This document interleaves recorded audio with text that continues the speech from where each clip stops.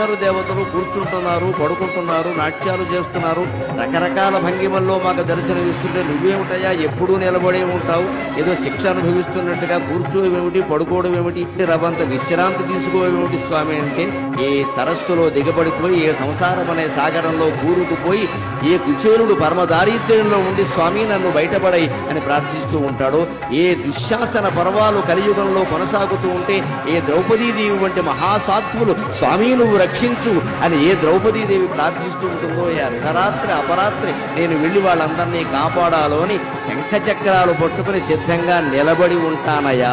పడుకుంటే లేచి బయలుదేరడం కష్టం కదా, ఎవరికైనా దేవుడికైనా. ఎవరో మేలుకొలుపు పాడాలి, సుప్రభాతం పాడాలి, లేవాలి, బయలుదేరాలి.